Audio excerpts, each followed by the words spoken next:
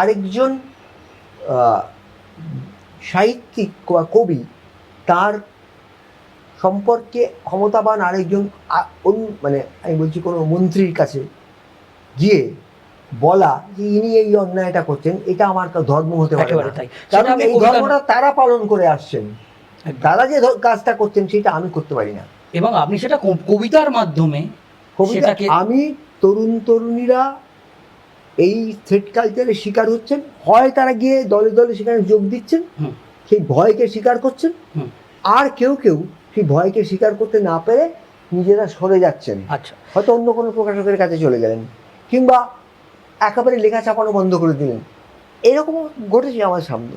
তারা সবাই আমার থেকে অন্তত 30-35 বছরের ছোট, তাদের উপর এই জিনিস ঘটেছে। আচ্ছা, এবার একটা অন্য প্রশ্নে আমি আসবো, সেটা হচ্ছে এই যে আমি সাহিত্য সম্পর্কে একদম এই যে 15 বছরের তৃণমূল কংগ্রেসের সরকার এবং 34 বছরের বাম সরকার যেটা আমাদের রাজ্যে হয়েছে, এই দুটো সরকারের না অবশ্যই কেন্দ্রীয় সরকার, হ্যাঁ, আমি বলছিলাম যে এই যে আপনি কি মনে করেন তসলিমাকে অনেক আগেই এই রাজ্যে ফেরানোর মতো, তসলিমাকে এই রাজ্য থেকে সরিয়ে দেওয়ার, হ্যাঁ, আমি বুঝি তসলিমা নাসরিন যে আত্মজীবনীগুলো লিখেছেন, তিনি যে নির্বাসিত নারীর কবিতা বলে যে কবিতার বই লিখেছেন, বা তিনি যে তার ফরাসি প্রেমিক, লজ্জা, ফেরা বলে যে উপন্যাস লিখেছেন, তিনি যে কলামগুলো লিখেছেন, এমনকি সেদিনকে তিনি যে বক্তৃতা দিয়েছেন, সেগুলির মধ্যে যে বেদনা আছে, যে উপলব্ধি আছে, যে সাহস আছে, তা বাংলার কোনো লেখক কোনো দিন দেখাতে পারেননি, ওই জীবন সহ্য করে দেখাতে পারেননি। তারা লিখেছেন সাহসের কথা, কিন্তু ওই জীবন, অর্থাৎ কী জীবন? একটা হচ্ছে মৃত্যুদণ্ডের পরোয়া মাথায়, 2 নম্বর কথা হচ্ছে কি, সেটা হচ্ছে নির্বাসিত হওয়ার জীবন, 3 নম্বর কি, বই নিষিদ্ধ হওয়ার জীবন। আপনি বলুন তো গত 70 বছরের মধ্যে কোন বাঙালি কবি আছেন যার, মানে পশ্চিমবঙ্গের কোন বাঙালি কবি আছেন যাদের এইগুলো সহ্য করতে হয়েছে? কেউ নেই। ওই অবস্থায় সাহসের কথা বলা যতটা সহজ, তসলিমার মতন জায়গায় দাঁড়িয়ে সাহসের ওই কথাগুলো বলা তেমন সহজ নয়, মানে অনেক বেশি কঠিন। এই 3টে জিনিস আমি ভেবে দেখুন কোন বাঙালি, পশ্চিমবঙ্গের কোন বাঙালির ক্ষেত্রে ঘটেছে। আরেকটা ঘটনা বলি, আপনারা ভুলে গেছেন, আপনাদের মনে থাকার কথা নয়। যারা থ্রেড কালচার আজকে চালিয়েছেন, তাদের প্রথম দিকের, তাদের যারা খুব মানে অগ্রভাগে যে প্রবীণরা রয়েছেন, তাদের বয়স আমার কাছাকাছি, সেই রকম লেখক, লেখিকা, কবি এবং নারী কবি একত্র হয়ে শিশির মঞ্চে একটি অনুষ্ঠান করেছেন তসলিমার বিরুদ্ধে। সেটা তসলিমা তখন দেশে রয়েছেন, কলকাতায় রয়েছেন, সেখানে তসলিমাকে ধিক্কার দেওয়া হয়েছিল। অর্থাৎ তসলিমা যে ইয়েতে বলেছেন, এই সময় পত্রিকায় বলেছেন যে সহযোগী লেখকদের নীরবতা আমাকে কষ্ট দিয়েছে। সেই সহযোগী লেখকদের মধ্যে নীরবতা তো একজন আমিও। আমি প্রথম বলি যে 15 বছর আমি কোনো কথা বলিনি এই বিষয়ে, আমি প্রথম বলি, তারপর জনতা জানতে পারে যে আমি 15 বছর কথা বলিনি, তারপর সেটা নিয়ে আমাকে তারা গালাগালি দিয়েছে, এবং তারা যে ধিক্কার দিয়েছে সে ধিক্কার আমার প্রাপ্য, কারণ 15 বছর আমি কথা বলিনি। কিন্তু তসলিমা কিন্তু কোনোদিন মনে করেননি বা আমাকে কখনো বলেননি। আমার সঙ্গে দিল্লিতে কবিতা পড়তে গেছি, কবিতা পড়তে নেমে এসে দেখি সাহিত্য একাডেমির অনুষ্ঠানে নয়, অন্য জায়গায় তো আছে। শুনুন, শুধু বড় রাজার যে ছত্রছায়া থাকবে তা তো নয়, এই বট গাছের তলায় একটা লোক একা বসে থাকতে পারে, একটা সাধু, তার কাছে 5টা গ্রামবাসী আসতে পারে। ওইরকম জায়গায় আমিও গিয়ে কবিতা পড়েছি। আর সেই কবিতা পড়ে যখন নেমে আসি, দেখি সেখানে তসলিমা আছেন দাঁড়িয়ে। আর একই তসলিমা, আপনি? দুপাশে 2জন প্রহরী। 5টার সময় খবর পেলাম আজকে কবিতা পড়বেন আপনি, তাই চলে এসেছি। আমার সঙ্গে 3 থেকে 4 বার দেখা হয়েছে, বছরে ফোনে কথা হয়, কিন্তু জন্মদিনে বা অন্য সময় কখনো একবারের জন্য বলেননি জয় আপনি আমার হয়ে কিছু বলছেন না কেন। আচ্ছা, এত কানুনি জানেন, এটা শুনলে আমি বিব্রত হব।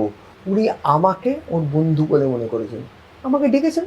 শুনুন, একদিন ধিক্কৃত হয়েছি তো, যদি এরপরে তসলিমা নাসরিন আসেন, তাহলে আমি নিজে টিকিট কেটে, যাতে তসলিমা আমন্ত্রণ করেছেন এবং আমি গিয়েছি বলে তসলিমাকে কোনো উত্তর দিতে না হয়, তসলিমাকে লোকে প্রশ্ন না করে, আমি একা তসলিমার বলা কবিতা পড়া শুনতে যাব এবং সেই ধিক্কার মাথায় নিয়ে আবার আমি বেরিয়ে আসবো, কিন্তু আমি তসলিমার সঙ্গে সঙ্গেই থাকবো, আচ্ছা, খুব কারণ তিনি শিল্পী। আমি এই প্রশ্নের রেশ ধরে আমি একটা প্রশ্ন আপনাকে করব। এই স্বাধীন চেতা যারা লেখক, কবি, সাহিত্যিক যারা আপনারা আছে, আপনি কি মনে করেন যে তাদের একটা আলাদা ফ্রিডম বা স্বাধীনতা লেখার ক্ষেত্রে, সেটা সরকারের বিরুদ্ধে হতে পারে, বর্তমান যে সরকার এখন প্রতিষ্ঠিত হয়েছে, মানুষ তো এগুলো সে পড়ে না। আপনি কি মনে করেন? মানুষ বিবৃতি পড়ে আর মানুষ না, পোস্ট এডিট করে। আপনি কি মনে করেন পোস্ট এডিট আর বিবৃতি এইগুলোর বাইরে যদি কোনো মানুষ কবিতা লিখতে চায় তাহলে তার ভিতরে সূক্ষ্ম, এবং ধ্রুপদ বলে একরকম গানের একটা পথ আছে, নিশ্চয়ই জানি। ধ্রুপদ যে আগে প্রবন্ধ ছিল, তারপর প্রবন্ধ থেকে ধ্রুপদ এলো। ধ্রুপদ গানের যে শিল্পী, ধরুন উদয় ভবালকার কলকাতায় গাইতে এলেন, মনোবিকাশ কেন্দ্রে গাইছেন কজন শ্রোতা? 22 জন শ্রোতা। ধরুন বাহাউদ্দিন ডাগার, তিনি রুদ্রবীণায় ধ্রুপদ রাগ বাজাবেন, মল্লাদ উৎসবে এলেন, কজন শ্রোতা? 28 জন শ্রোতা। তিনি মন দিয়ে বাজিয়ে চলেছেন। তিনি যেতে চান শিল্পের অন্তর্দেশে।